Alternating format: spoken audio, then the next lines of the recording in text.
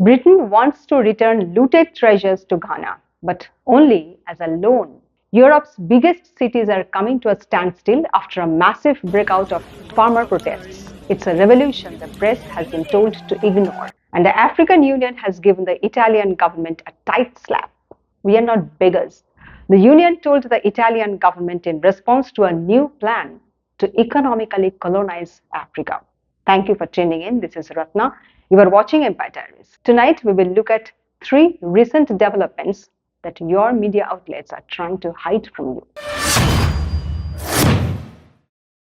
Let's start with the hilarious story of Britain's unbelievable offer to Ghana.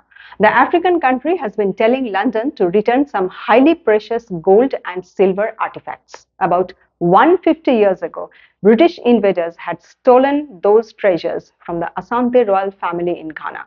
But now, 2 museums in the UK have told Ghana's government, sure, you can take back the crown jewels, but not permanently. We will give them to you as a loan. The offer is obviously ridiculous. It means a dacoit loots you, then after being caught, the dacoit offers to hand back the looted stuff to you temporarily, only as a loan. It's an atrocious proposal. Unfortunately, what is also atrocious is that Ghana has happily accepted the offer. It has shown no self-respect or dignity. It's a classic case of colonial hangover. So as part of a UK-Ghana agreement, the stolen crown jewels will be displayed in Kumasi city in Ghana.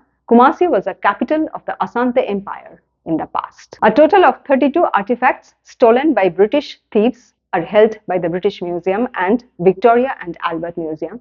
The shameful compromise by Ghana comes at a time when various African countries are asking Europe to return the treasures they looted during the official colonial era. Nigeria has asked the British Museum to return 900 bronze artifacts robbed by the British in 1897. Egypt and Benin have got back treasures that were looted by European colonizers. Ethiopia has also become proactive. It has told the British Museum to return precious items stolen by British soldiers in 1868. Let's move on to the next story. It's about a farmers' protest that has jolted entire Europe. Remember the tractor becoming a symbol of the farmers' protest in Delhi in 2020? The same story is unfolding in Europe now. Of course, the European farming families are far richer than the Indians, but despite being relatively wealthier, they have boldly stood up for their rights.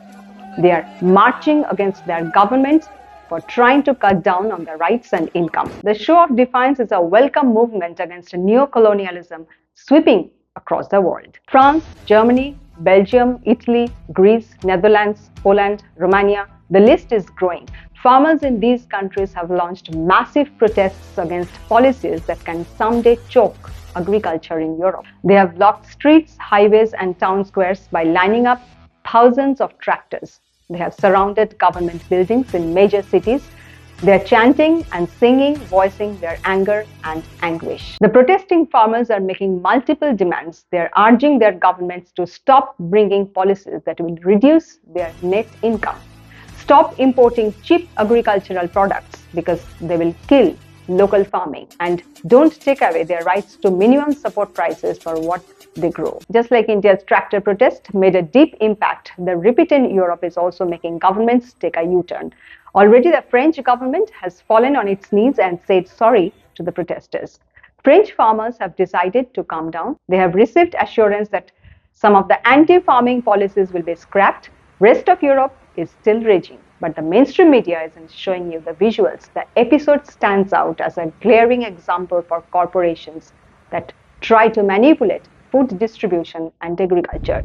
You can't get away all the time if you keep messing with those who produce what we eat.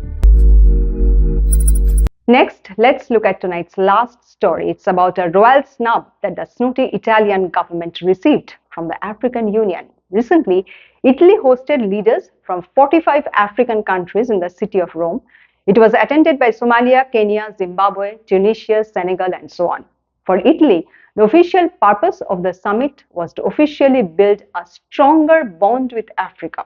But the hidden agenda was something far sinister, something typically European. Italy's new plan is to find ways to colonize large sections of the African economy.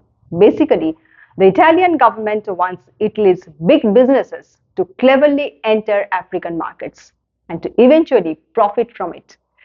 It is also part of the Western world's mission to barge into Africa and disturb the presence of Russia and China on the continent. In fact, Italian PM Giorgio Melani's comments at the summit will tell you the whole story. The Italian leader showed no shame at all. She announced that Italy's decision to bond with Africa is a non-predatory plan. Well, that's a big bad joke. Italy's new Africa focus is clearly a predatory move if you look at the details. And here is something even more atrocious. The Italian government has offered a deal to the African countries. The deal is this: African countries can sell their costly energy to Italy, but in return, they must not send their migrants to Italy. It's a typically xenophobic stand. But here is something pleasant that happened at the summit in Rome. Moussa Faki, who heads the African Union Commission, attended the event. In response to Italy's plans and proposals, Moussa told Italy, "We are not beggars." He diplomatically praised the Italian government's sense of initiative, but he clearly snubbed them for trying to dictate terms to the African countries. Only time will tell us if Africa will handle Italy smartly or if it will play into the hands of the Italian manipulators. Thanks for watching. We will be back next week with more such developments that the mainstream media tries to cover.